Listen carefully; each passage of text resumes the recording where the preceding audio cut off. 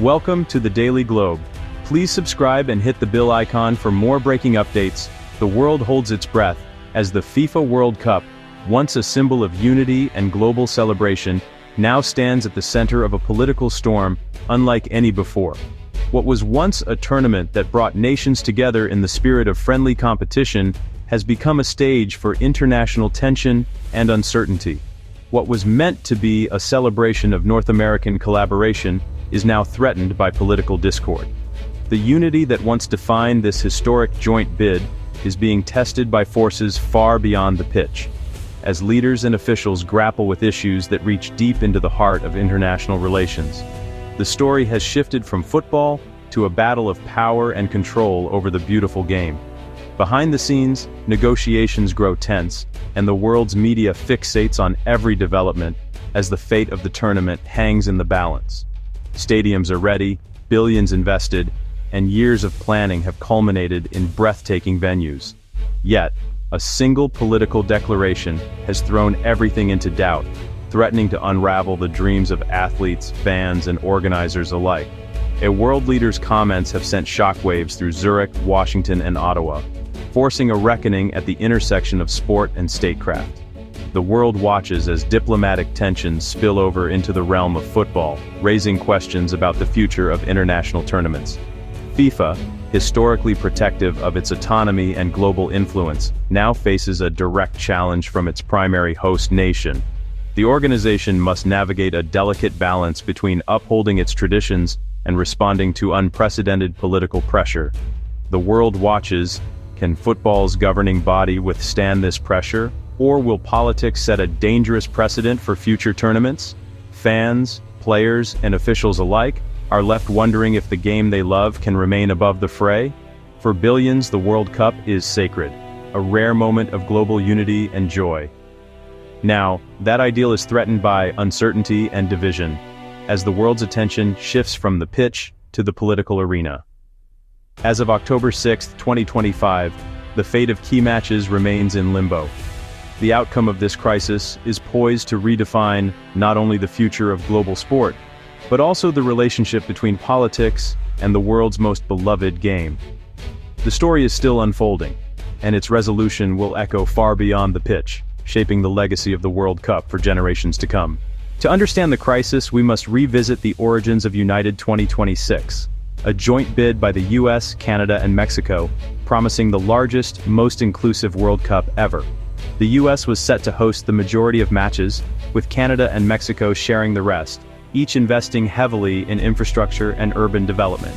Cities like Atlanta poured millions into upgrades, betting on the World Cup as an economic engine. The bid was built on trust, binding agreements, and a spirit of partnership. Host cities committed not just stadiums, but security, logistics, and a welcoming environment for fans worldwide. Now, that carefully constructed framework faces its greatest test, threatened by a political dispute at its core. The unity that defined United 2026 is on the brink. The first tremors came in late September 2025 when President Trump declared that cities deemed dangerous could lose their World Cup matches. He threatened federal intervention in host cities with differing policies, even mentioning Seattle and San Diego as potential targets. The remarks politicized the tournament, contradicting the spirit of inclusion and cooperation. Mayors, civic leaders, and football associations condemned the comments, citing years of planning and investment. The idea that matches could be moved for political reasons introduced instability that sponsors, broadcasters, and fans could not ignore. What began as a comment became a calculated political statement, transforming the World Cup from a celebration into a standoff. The focus shifted from football to legal battles and diplomatic maneuvering. The seeds of controversy, sown by these words, now threaten the unity of the tournament. All eyes turned to Zurich for FIFA's response. The world's attention was fixed on the organization's next move, as speculation swirled and the media camped outside its headquarters, waiting for a definitive answer. On October 3rd, FIFA Vice President Victor Montagliani made it clear, it's FIFA's tournament, FIFA's jurisdiction, FIFA makes those decisions. His words echoed through the press room, leaving no doubt about where authority lay. His statement directly refuted President Trump's claims, reasserting FIFA's control and independence. The message was unmistakable. Political pressure would not sway the governing body. Montaliani dismissed rumors of match relocations, reassuring cities, sponsors, and fans that the schedule would stand. He emphasized that the integrity of the tournament was not up for negotiation. Behind the scenes, FIFA's confidence rests on binding contracts with host cities, agreements that do not allow unilateral government intervention. These contracts are the backbone of the tournament's organization, designed to protect all parties involved. Legal experts agree. Any forced change would trigger lawsuits and chaos. The legal ramifications could be enormous, potentially derailing years of planning and investment. FIFA's stance is about more than this World Cup. It's about defending its sovereignty as a global institution. The organization's credibility and authority are on the line, watched by the entire sporting world. The organization has a history of suspending federations for political meddling.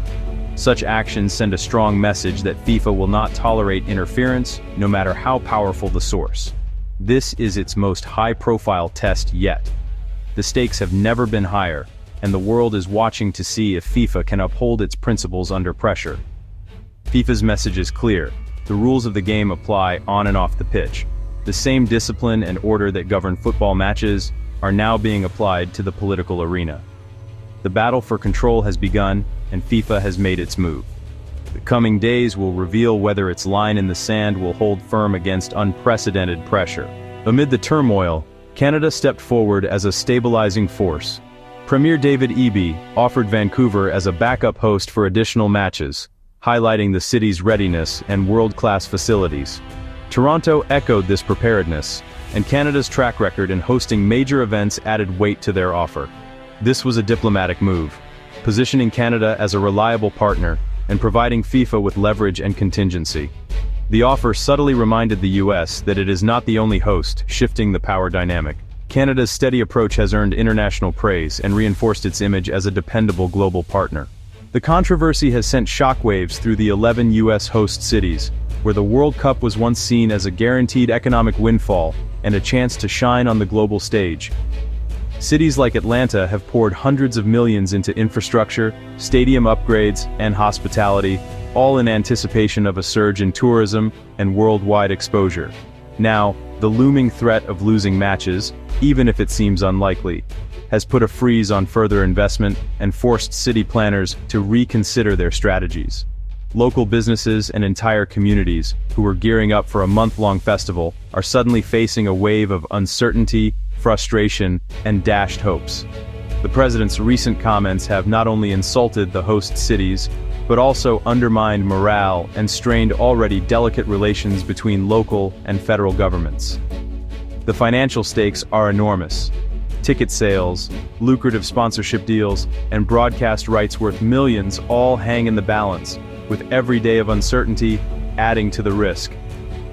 Any disruption could set off a domino effect, causing ripple effects throughout the local economies and costing cities dearly, even if the matches ultimately go ahead as planned. Fans, many of whom have been planning their trips for years, now find themselves caught in a web of confusion and anxiety over travel arrangements, accommodations, and ticket availability. The prospect of moving a match across the country at short notice would be a logistical nightmare, straining transportation networks and overwhelming organizers. Ultimately, the credibility of the US as a reliable host is at stake, and the very spirit of celebration that the World Cup promises now hangs in the balance for millions. At the heart of the dispute is a web of binding contracts between FIFA and host cities. These agreements give FIFA ultimate authority and are designed to prevent political interference.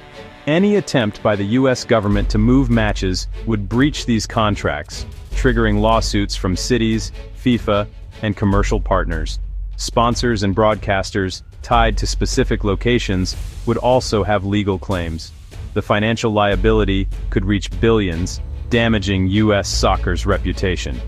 FIFA's confidence is rooted in these legal protections. For the administration to act, it would face a lengthy, costly legal battle with little chance of success. Experts agree. The contracts heavily favor FIFA's autonomy. Despite the rhetoric, matches are likely to stay put. FIFA is well positioned to win this game. Analysts warn that President Trump's actions threaten the principle of political non-interference in sport. Dr. Jules Boykoff notes this is a rare attempt to use a mega event for domestic leverage, setting a troubling precedent. Football experts see this as a defining test of FIFA's authority. If it yields, other nations may follow suit. Economic analysts worry about damage to brand USA, especially with the 2028 Olympics on the horizon. The turmoil projects instability, making future bids for global events riskier. Diplomatically, the dispute strains the tri-nation partnership, forcing Canada and Mexico to navigate a delicate situation. Canada's offer to host more games highlights political fault lines within the bid. This episode is a case study in the complexities of co-hosting mega events in a divided world. The World Cup has become a mirror of our turbulent times, exposing the clash between politics and global sport. While legal contracts make large-scale relocation unlikely, the spirit of unity has been bruised. The World Cup is more than matches. It's a global celebration built on trust and respect. Host cities, players, and fans deserve certainty and a fair competition, free from political interference. The official group stage draw in December will carry extra tension, underscoring the need for sportsmanship beyond the pitch. The integrity of the 2026 World Cup depends on defending the autonomy of sport. The game must remain a unifying force, not a political pawn. We urge fans to stay informed, champion unity, and keep the focus on the pitch. The ball is in our court to ensure the spirit of 2026 is one of unity, not division.